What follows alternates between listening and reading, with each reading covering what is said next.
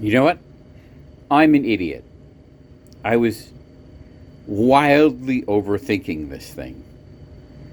Turns out, little piece of wood right there, and it's a perfectly useful holder for this. And if I want it to be portrait, yeah, yeah, that's all I need to do. So I'll be finishing this up, and I just got to trim up these pieces so everything fits nicely. And I honestly can probably just glue and clamp that. I don't think that even needs to have a joinery in it. Well, that's what happens. Hello, and welcome to my shop, such as it is. I am here with my tablet holder that I have completely overthought, as I might or might not post before this. I was thinking of making all these intricate panels that would go on here, and then I realized that'll be plenty. Like, genuinely, it'll sit right here and balance right there in either landscape or portrait mode. I don't need to do anything more complicated than that. And it occurred to me, I can just glue this on. Like, that's not going to be under any real strain. If I run a bead of PVA across there and clamp it down hard, that is going to be more than strong enough. But then I got to thinking about what I'm doing here and why. Right now, this is not about making things. This is about learning and developing woodworking skills. So I'm going to do some joinery on this. And what I'm going to attempt is a sliding mortise and tenon. Now, for those of you who don't know, a mortise is just a groove, like a rectangular trough,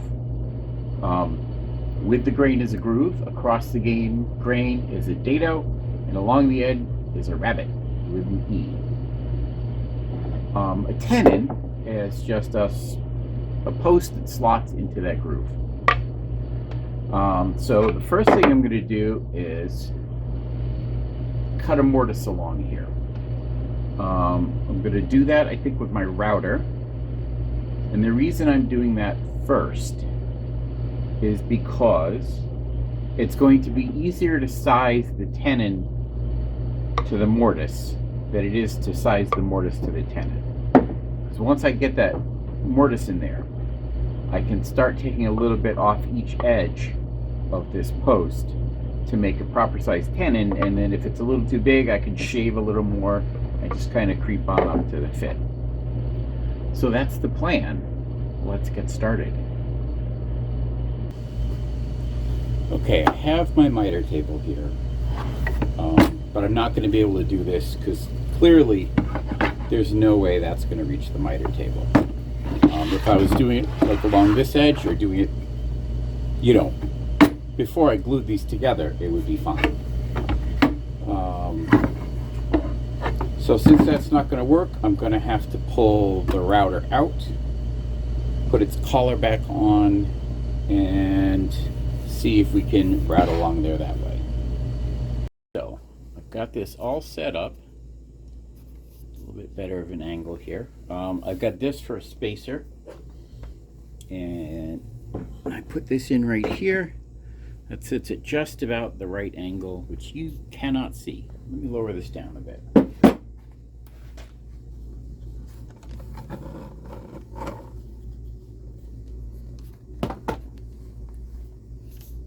Yeah, that might be a better angle for what I'm doing. Except this is going to blow sawdust all over the camera, but that's fine. So we've got a nice angle right here. Here we go. Now you can see the angle. So we've got a nice distance here to the edge. This, as I mentioned at the beginning, is oak, which is very hard. So I'm only going to go down a little bit with the router bit. I'm going to make a light pass, then a little bit deeper, then a little bit deeper, till we go... We don't have to go very deep. Maybe halfway.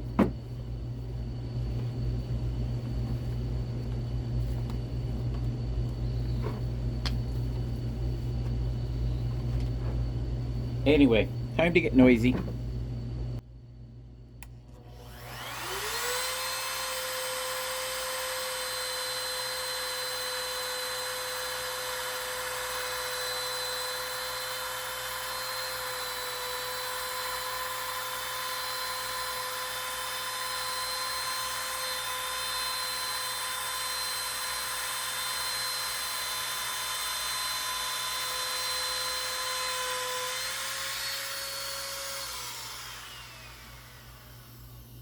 Like butter. Nice and smooth. All right. Let's extend that bit a little bit more and make another pass.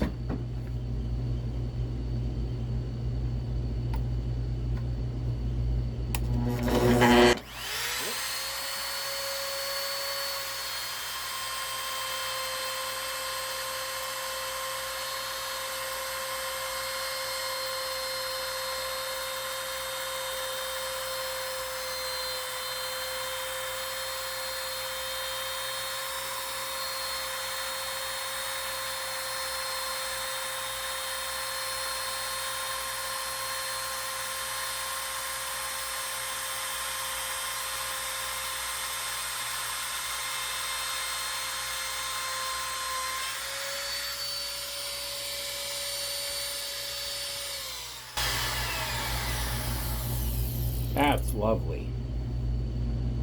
This is probably deep enough for this application, but let's go just a little bit deeper.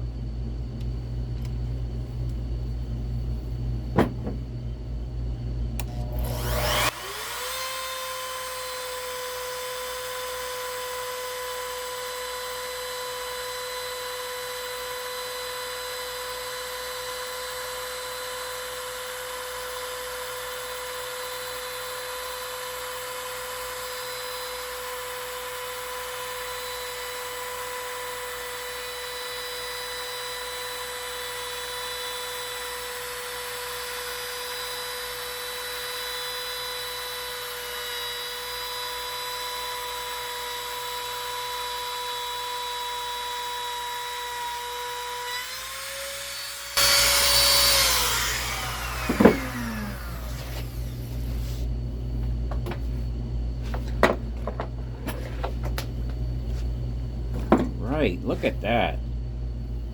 That is lovely. So now we need to trim just enough off each side of this to get it slot down into there. Now, okay, in all fairness, that's way too wide. I should have gone with a much more narrow mortise on that, or even just done a rabbet. But you know what? This is a learning process. That's what I'm here for. Let's go to the next step. All right, here we are back up at the router table. I gotta tell you, I'm tempted to get another one of these trim routers, just so when I want to switch back and forth between the table and using the router by itself, I don't have to pull it out of this whole thing. Anyway, we're going to use the fence. Let's see. See if we can figure out how much we need to take off of here.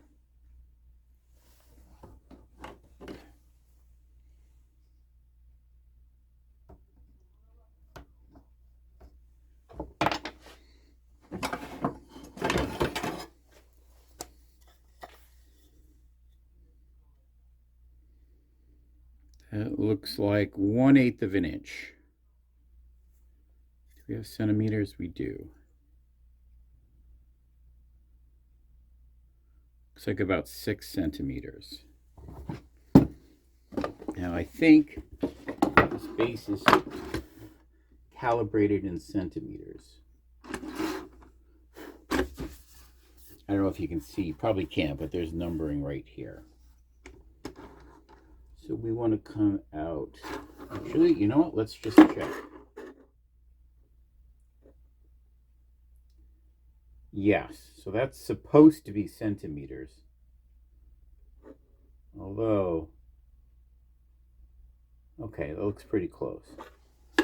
So we want to do 3 centimeters on each side. 1, 2, 3. So it's 5, 4, 3 is going to be right there. So there's 2 showing. We're on the 3rd. Let's cover up the 3rd line. It should be undercutting just a little bit.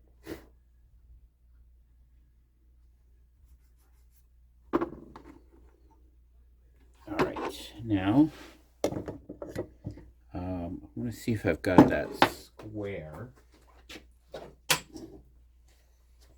going to try and make sure that the plate is square to the face.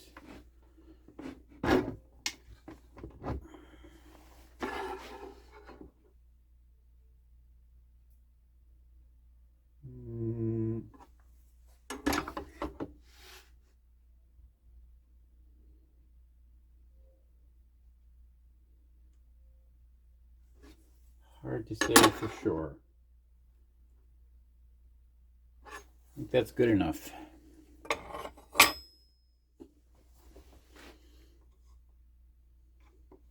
All right, now the other question is, how deep are we going?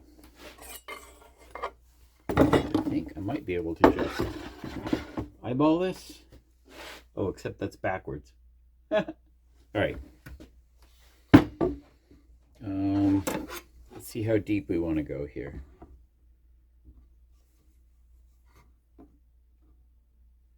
That looks like 6 centimeters or so, or just about 1/4 of an inch, just a little over 1/4 of an inch. So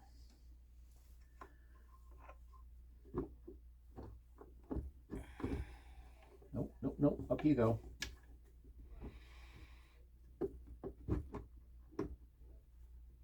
Let's go with 1/4.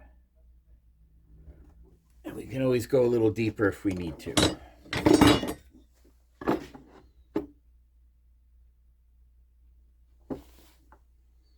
Well, that's not right. I'm going right down the center of the thing there. What am I doing wrong? What am I doing wrong? Because what I want is you know what I need to do? This is what I need to do. Are we unplugged? We are unplugged. I'm going to rotate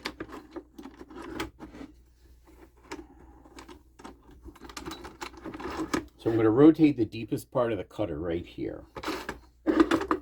Push this board against it. Check my measurement back there.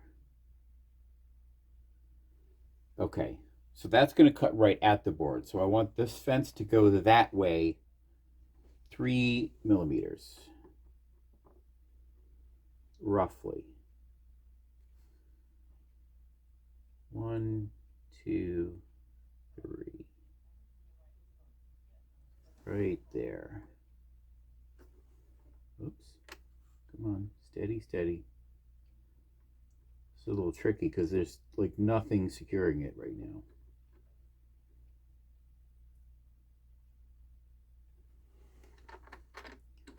So I've got to kind of secure it with my hand as I tighten the screws.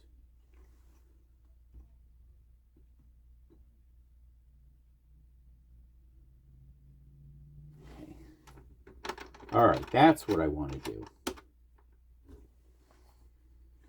This is why you should always check before you actually start your cut, because you might have something completely wrong.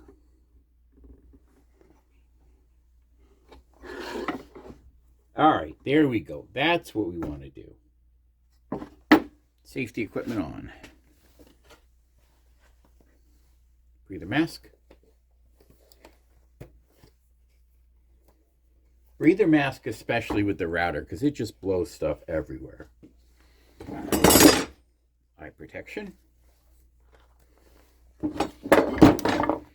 Hearing protection. PPE is on. Plug it in. Power's on.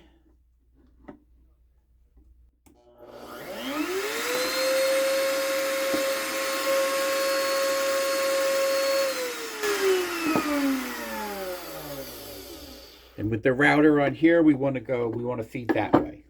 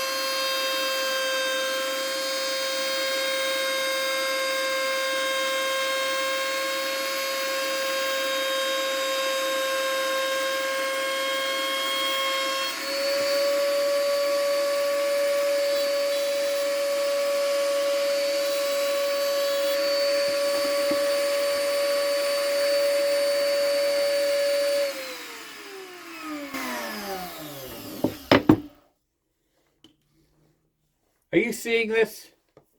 It is literally snowing sawdust.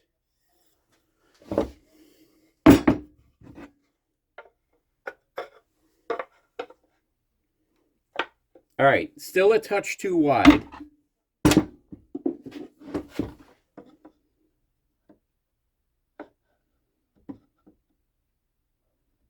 Just barely.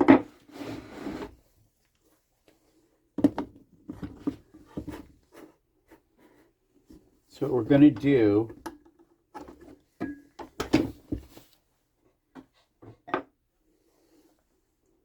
going to nudge it back like just over the line. Like right about there.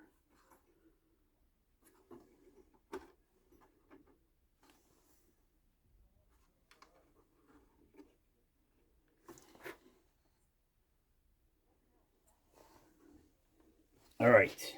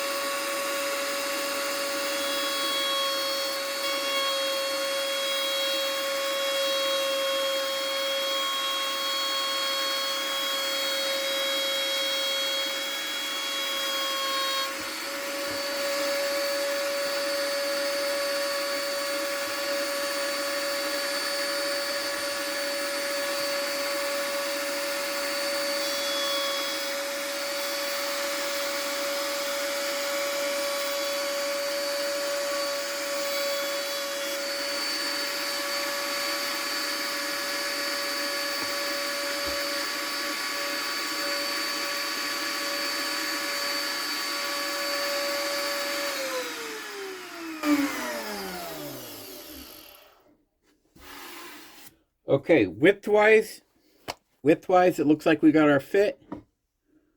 Depth-wise, we're not quite there yet. This is going to be tricky.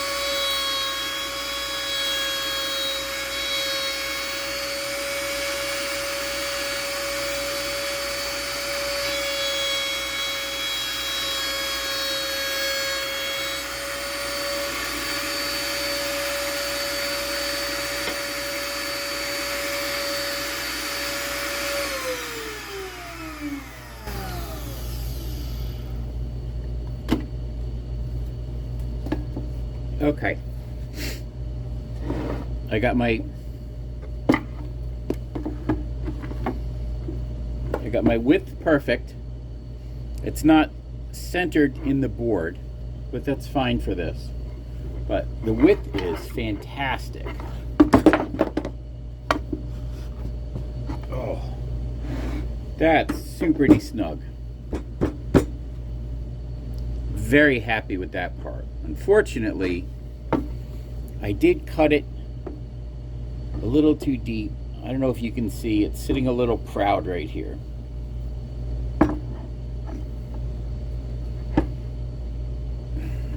And I think I can just fix that with the router. I think I can just trim some of this bottom off. We'll get there eventually. It's a learning process. It looks like it's about... Oh, maybe we should do this one in centimeters, huh? 2 centimeters? Yeah, so we want to trim 2 centimeters off the bottom. Wow, that's in there.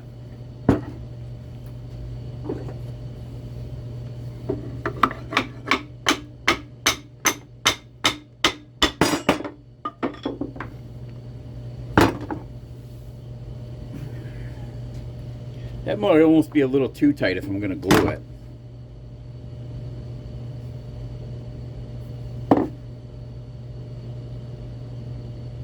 Yeah. Let's go just a hair deeper on that side.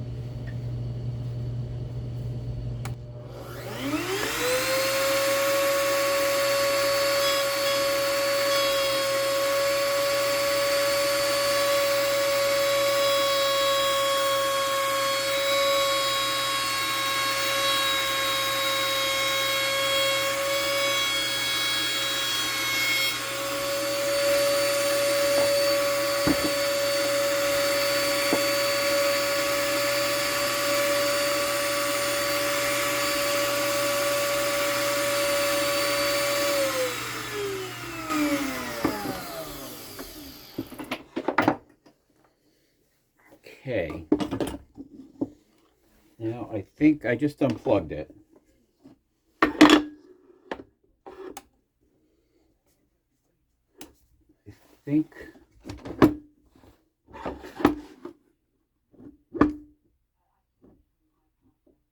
yeah, I want a taller bit in there.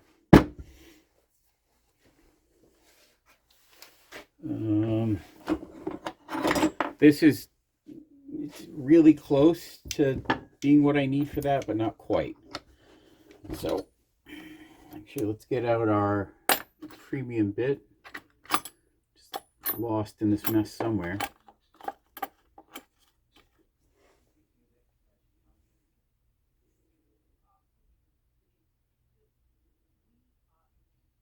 Yeah, it's my Bosch bit.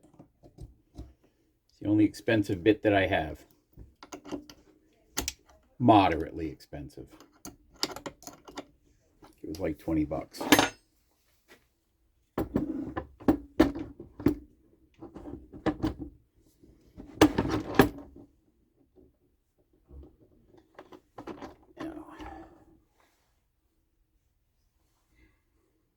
Whoopsies. That should be high enough. Okay. So that's going to do the whole bottom of that tenon. Now we have to move the fence that way.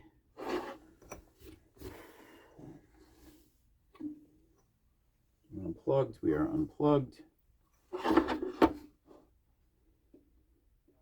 That's just about touching. So we want to go that way about 2 centimeters.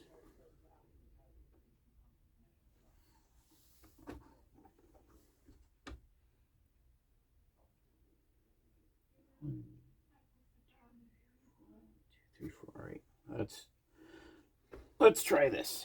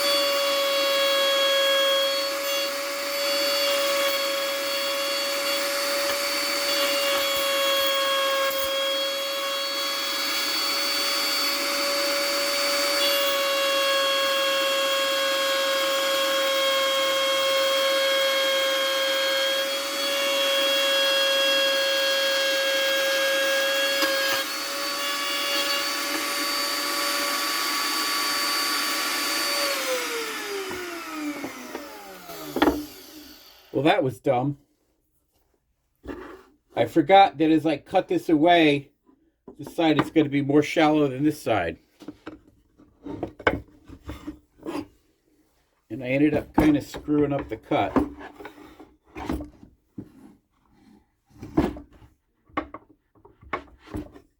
So we've got a high point around here I need to take down.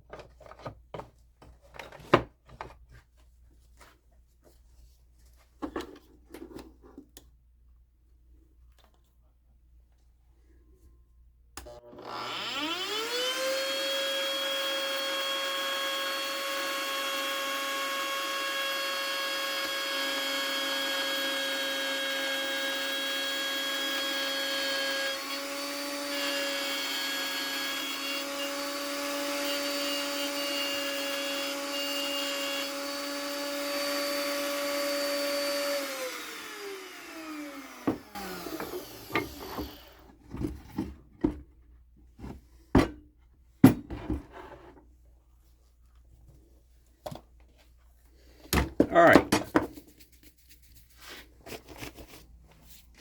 Lesson learned, but I got there in the end. It's not a terrible fit. So I'm going to unplug that. I'm just going to leave the bit in there. I'll just drop this down so the bit's not sitting proud. And we'll get the vacuum out.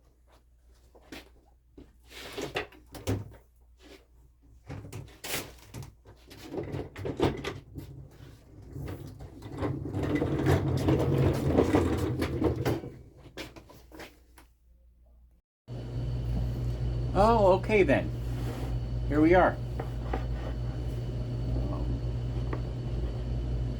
Not terrible. And you know what? Again, I'm learning all of this. This is the point, is to develop these skills. Not to just automatically have them from the get-go. It is a little off-center, but in this application I can live with that. That's really not a problem. And the right to left dimensions, the width, is chef's kiss. Spot on. So I'm very happy with that. So all that remains for this bit of project is to glue and clamp. Easier said than done with this stupid glue bottle. I need to figure out some kind of application system. And I've got some basting brushes, but they're much too big for this. Get like a separate pot or something. See if we can just drizzle a little bit in there and work it back and forth with the tenon itself.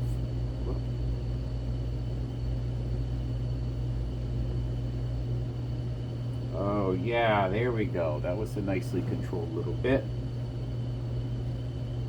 Let's see if we can do the same thing this way.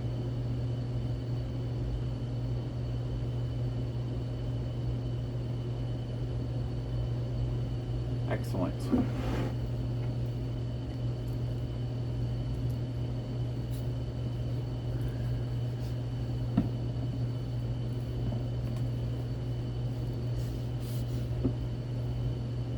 Oh, now you're working? What else?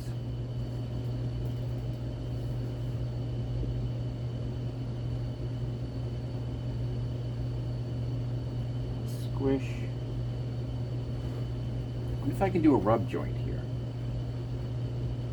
One of the guys I was watching was talking about rub joints where you move the two pieces back and forth until the glue just bonds and you don't have to clamp. I mean, I'm going to clamp this one anyway. Guess not. All right. Clamp Nation.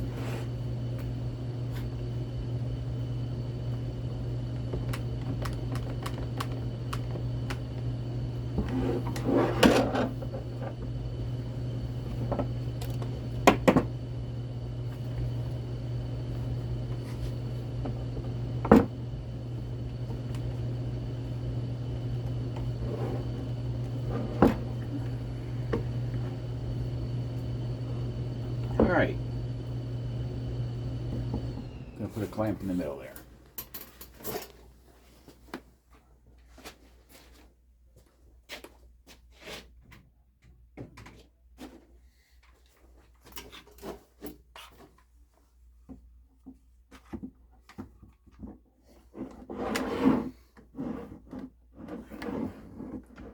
Okay. I'll let that cure overnight, and that will be that. Good morning. Welcome to my studio, such as it is. This has been drying overnight.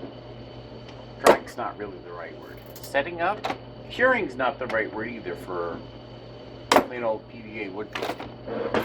But it has been doing whatever PVA glue does when it does its thing. Self-reflection time. When you're trying to improve at something, honestly looking at what you've done and seeing where it's short of where it should be and where you can improve is really, really important. You have to be honest with yourself or let other people be honest with you if you're going to get better at what you're trying to do. And I definitely want to get better at what I'm trying to do. So, pros and cons.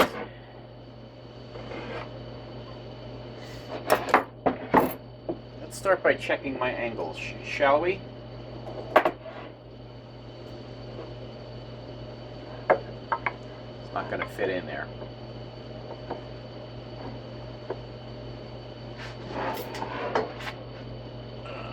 So,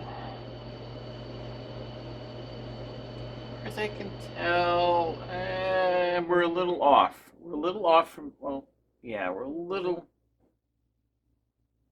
like less than a millimeter off square there. I can do better, and I will do better, but it's good to know.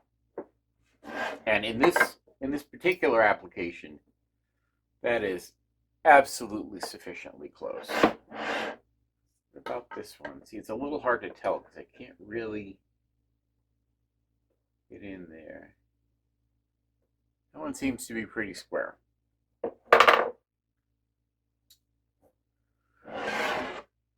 This edge here is just a little proud. I can probably fix that on a router. This edge here is flush, which means my cut was off just a little bit. That could be done better by cutting one piece, stacking on top of the second piece, and smidging just a trim off the first piece. That way you know you're precisely the same width. This is obviously correct because this came off the same piece. Our dowel joint. I don't know if you're going to be able to see this or not.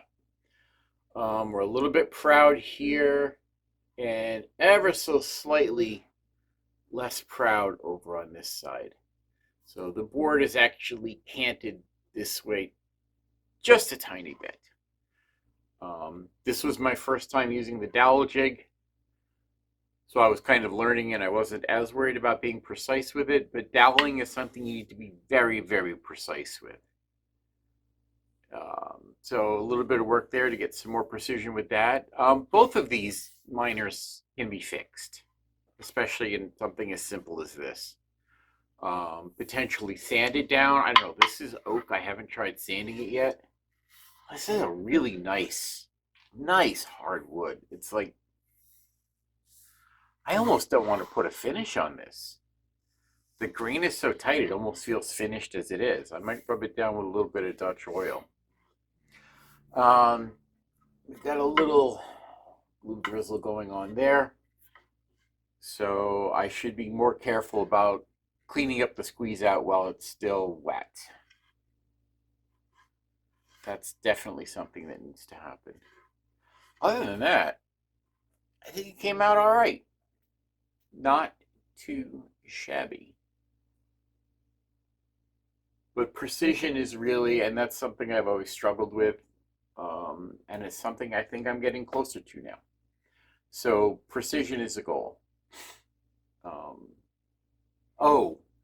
The route. Very happy with how I got the width here, the side-to-side dimensions. Up-down dimensions, I kind of screwed up, but the side-to-side dimensions is really tight. I don't know if you can see that. Get that close to the camera there. That is about as proper as you could hope for, and I'm very, very, very happy with that. Definitely have to keep in mind some of the routing techniques, like when you're taking that full strip off. I know I saw a video somewhere where someone was talking about that. But doing it where I cut the mortise first, I could have used a thinner mortise too, but a more narrow mortise. Cutting the mortise first and then doing the tenon in this worked really well.